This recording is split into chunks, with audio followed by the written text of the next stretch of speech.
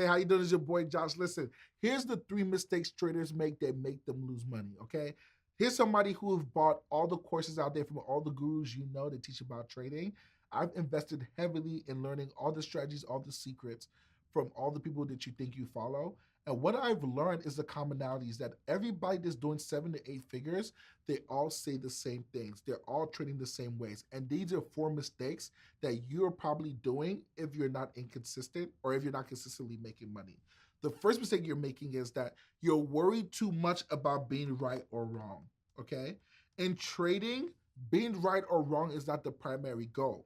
That sounds counterintuitive. Like, of course, I want to be right. I want to make sure I'm going the right way with the market, or the trend is your friend, and all these quotes that you hear. But the truth about the market is what's more important than being right or wrong is actually managing your risk or risk to reward.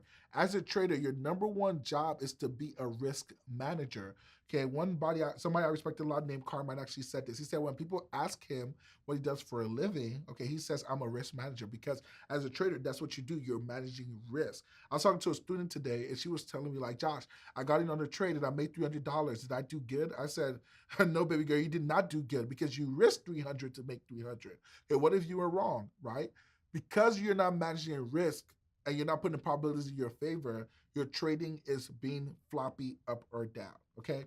Number two, okay, you're too addicted to the adrenaline. Okay. You're getting in and out. Okay. And how you know this is that if you're taking more than 5 to 7 trades a day, okay, on my most successful days where I've made the most money, where my mentors have made the most money, they always tell me I'm usually taking 1 to 2 trades that day. Okay. If you're taking 5, 6, 7, 8 trades, you're probably over trading. And especially when you're using prop firms, you would think that getting to different trades will give you the opportunity to maximize your earning potential. But actually, when you do the math, you would lose money. I'll give you an example. There was a day where I took trades and I was in and out, and I made $800 that day. Trading ES, and I thought I did a good job. Oh, you made $800, good job, Josh. But I saw that if I'd actually waited in that trade and not try to go in and out and chase the adrenaline, I would have made $1,700 during that same time, during that same trade, okay? Because I was so addicted to the adrenaline of getting in and out, okay? I thought I did a good job. But when I did the math, I did a bad job. I could have made 1,700, I only made 800. Okay, I didn't maximize my potential. So leave the adrenaline for something else, okay? Trading is supposed to be a business where you're making rational decisions. This is not a place to get your junkie fix, okay? And I'm sorry if that's harsh, but that's the truth. That's probably what's stopping you from being consistent and profitable. Number 3, okay? Delayed gratification is something that you need to learn. So one of the enemies of delayed gratification is this, okay? Is super fast results. Okay, if you're too anxious to get results super fast, like right now, like today, just like this, no, you're gonna mess up your trading. You're not gonna make the most rational decisions, and emotions are gonna start controlling how you actually move. So these 3 things: emotional trading, okay, chasing adrenaline, okay, worrying about being right or wrong, is probably what's stopping you from being consistent. To fix that, you need to be more patient, okay, limit your trades, okay, and take advantage of the best opportunities. What does that mean? That means that in trading, you don't get paid for the time you spend looking at the markets. You get paid for the opportunities you capitalize on. And this is where you have to make the switch from a learning trader to a professional trader. As a learning trader, it's important for you to spend as much time watching the screens and learning. But when you become a professional, you can't let that hinder you from getting into as many trades as possible. What you have to do is cut out the hesitation, get into a trade that seems good to you based on your strategy, and let it work itself out. Okay? You need to make that transition from learner to executor. And that's what a lot of traders find difficulty in.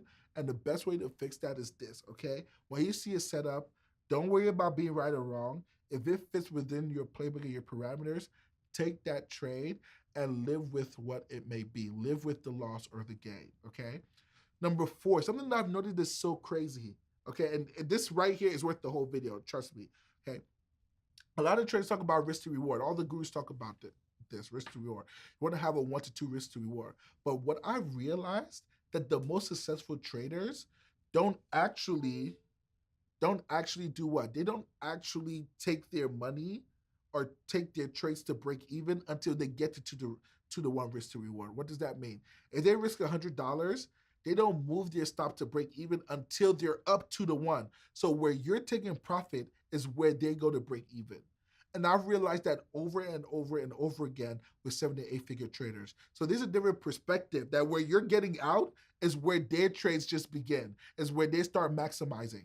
So this idea that you can't lose money by taking profits is actually a false idea, because if you're taking too little profits and your losses are more than that, then you're actually being inconsistent, you're losing money. Trust me, I know, I've been there. What you have to do to fix that is that you have to let the winners run and let the winners take care of the losers. So try this for the next week. Okay, trust your boy Josh. I'm here with you. Okay, when you get to 1.5, where you usually take profits, just move your stop to break even instead and see how that'll transform your trading. Do this consistently for 5 to 10 days and let me know what will happen with your P&L.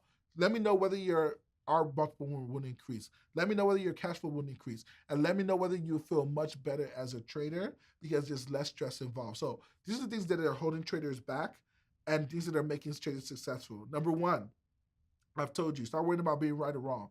Positioning is the most important. Number 2, leave the adrenaline kicks for playing basketball. Okay, number 3, cut out the emotional trading. And number 4, patience is key, okay? Where you're taking profits is where the most successful traders are putting their profits to break even, or where their trades just begin. So just letting you know that, and I hope that helps, and I'll catch you on the other side.